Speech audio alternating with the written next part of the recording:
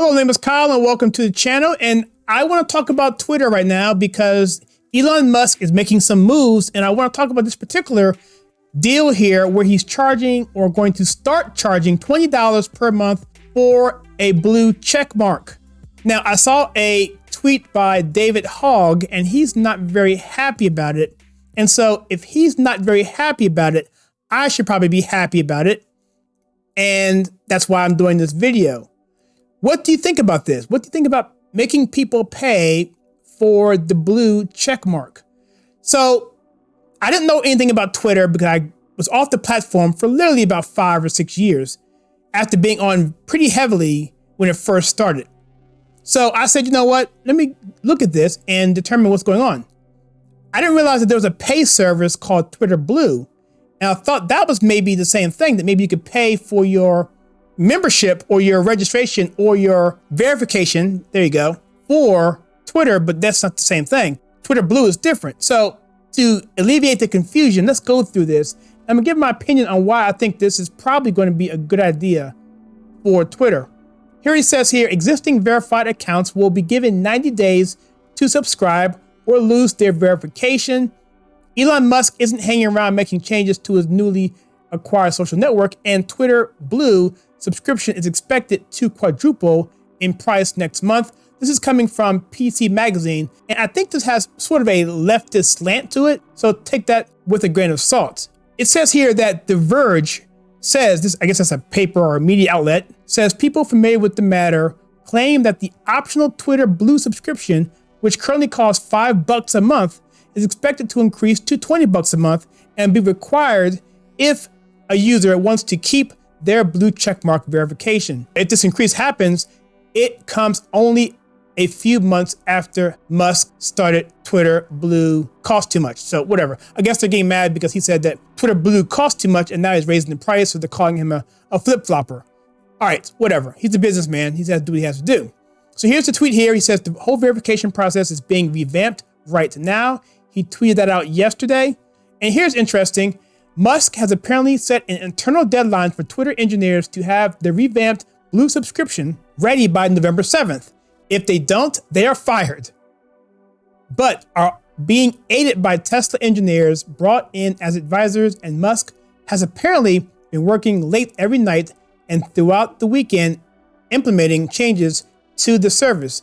If you want to become a billionaire, especially a self-made billionaire like Kanye, you kind of sort of have to work hard. And from what I understand, his work ethic is legendary. All right, so here we go. So my question was this: what is blue checkmark versus the blue verified? So I did a little digging, and essentially you have something called Twitter Blue, which is a subscription service. It gives you a bunch of features, and you can read it out here. Basically, Twitter Blue subscribers receive dedicated support for subscription specific issues only. If you come over here to their features, this is what you get. And in here, there's no blue check mark. So they say here in the article that yes, it does not include that. In fact, they say blue check mark verification is a feature that's currently independent of the subscription, but not for much longer. It's thought any Twitter account with a blue check mark will be given 90 days to subscribe or Twitter Blue, or their verification will disappear. How many of you will opt in? And David Hogg says he will not.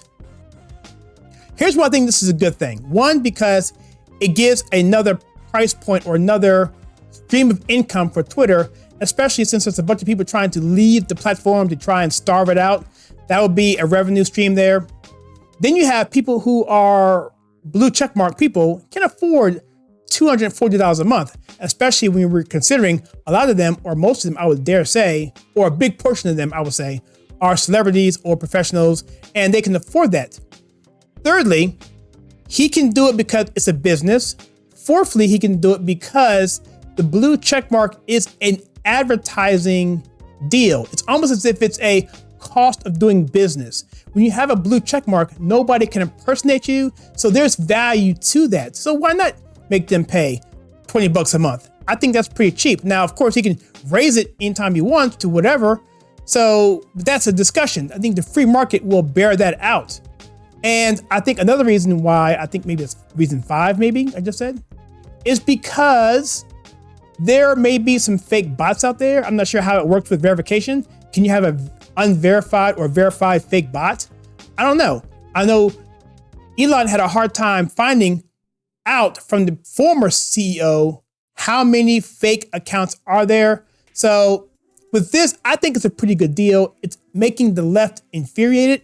And so it's kind of cool if you think about it. Take David Hogg, for example. He says, I'm not going to do it. So he drops off and he loses his blue check mark. And Twitter is still the biggest game in town. So where's he going to go?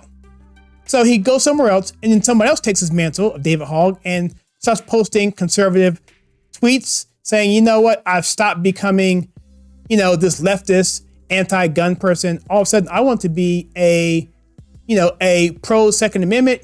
I want to do all this stuff and under his personage. And that would be funny. I mean, I get that kind of entertainment out of stuff like that. So it puts the left into a conundrum. Do you support Elon Musk, who you don't really like anyway, because he's taking this whole platform and making the oligarchs and the people at the top, the people who have all of the social benefit, all of the, the privilege of being on the left? All right, so I interrupt this video as I'm editing this. I got a comment on this as I was doing B-roll. This guy here, Max Berger, says, the idea of forcing people to pay for blue checks gets Twitter's value proposition totally backwards. For Twitter to have value, it needs to provide valid information from legitimate sources. If anyone can pay for the appearance of validity, the site loses all value. Here's where you get it wrong, Max. You're still gonna validate you, you just have to pay for it. There's no different. Here's the arrogance of these elitists. He's saying that any person off the street is just gonna pay for it. That's not how it's gonna work. You still have to be a valid person, just like you are now. It's just you have to pay for it to be valid and to be a good standing paid member. That's it. So that's what these people really don't get. It's the elitist mentality that they have. Forcing people to pay for blue check marks. That is not what he's really saying. What he's saying is the blue check mark has intrinsic value.